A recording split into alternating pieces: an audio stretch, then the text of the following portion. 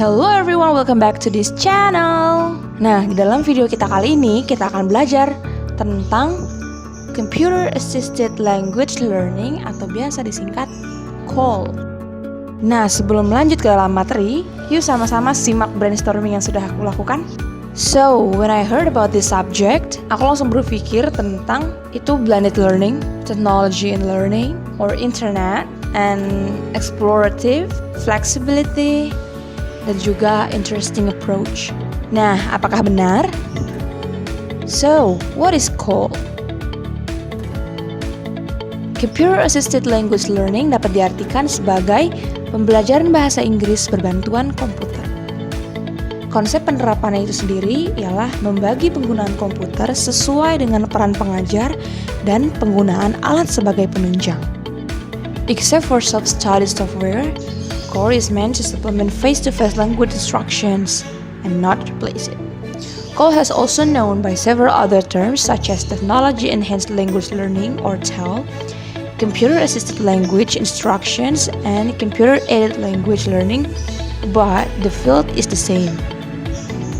Computers offers us flexibility to acquire individualized learning, to help select content consistent with individual learning styles, and to provide a cumulative learning environment. Jadi dapat dikatakan bahwa CALL bukan menggantikan peran pengajar, melainkan mendukung peran pengajar. And in the 1961, the first language laboratory was established in an educational institutions in the UK. Jadi, CALL pertama kali muncul pada tahun 1961 dan hanya digunakan di dalam lab-lab saja. Dan karena teknologi itu bersifat dinamis, maka CALL mengalami banyak perkembangan. Mulai dari Computer Assisted Language Learning menjadi Mobile Assisted Language Learning hingga Google Assisted Language Learning. Dan dalam perkembangannya, CALL mengalami terdapat 3 fase. Yang pertama ialah Structured CALL yang dikembangkan pada tahun 1960. Aktivitas pembelajaran saat itu berupa drill and practice yang mengutamakan accuracy atau keakuratan, ketepatan.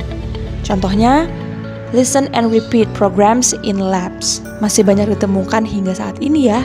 Yang kedua ialah Communicative or Cognitive CALL yang dikembangkan pada tahun 1970 hingga 1980.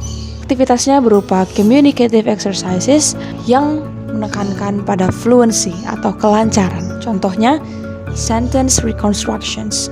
Yang ketiga ialah integrative or socio-cognitive or socio-constructive dari tahun 1990 hingga saat ini. Nah, aktivitasnya berupa authentic discourse to perform real-life task yang mengutamakan agency. Agency ialah bagaimana kita mengaplikasikan, merecreate ilmu tersebut menjadi sesuatu yang baru. Contohnya, video and audio streaming, etc. Nah, teknologi apa aja sih yang dipakai dalam CALL? Yang pertama ialah software. Banyak software yang dimaksudkan untuk mendukung sebuah buku teks kertas maupun untuk self-study. Ada banyak program yang didesain untuk pembelajaran bahasa, dan banyak juga yang sudah terbukti keefektifannya, seperti role-playing game, quizzes, Kahoot, etc. Yang kedua ialah internet-based. Kegiatan di internet sangat bervariasi, mulai dari versi online, perangkat lunak, yaitu tempat si pembelajar berinteraksi dengan komputer, hingga komunikasi yang diperantarai oleh komputer, di mana si pembelajar berinteraksi dengan orang lain melalui komputer, hingga aplikasi yang menggabungkan kedua unsur ini. Contohnya ialah virtual classroom yang banyak kita gunakan saat ini. CALL for the 4 skills. Bagaimana dampak CALL terhadap keempat skill? Most reading and listening software is based on drills. Speaking abilities has gained much attention, closely linked to communicative competence. Writing skill is still developing for the lack of software. Lalu bagaimanakah kelebihan dari CALL itu sendiri?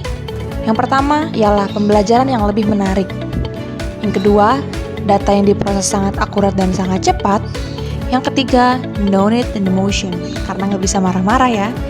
Yang keempat ialah flexibility, bisa waktu, tempat, dimanapun dan kapanpun kita mau.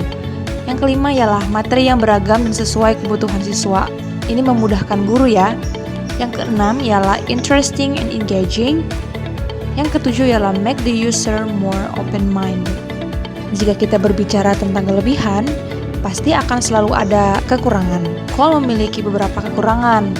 Di antaranya ialah student isolation, monotonous, high cost, doesn't fit with teacher's goal, difficulties in teacher's implementation, lack of trained teacher, and limited capacity of computers to handle unexpected situations. Oke, semoga video yang membantu dan jangan lupa untuk share ke teman-temanmu supaya manfaatnya tidak berhenti di kamu. Thank you for watching.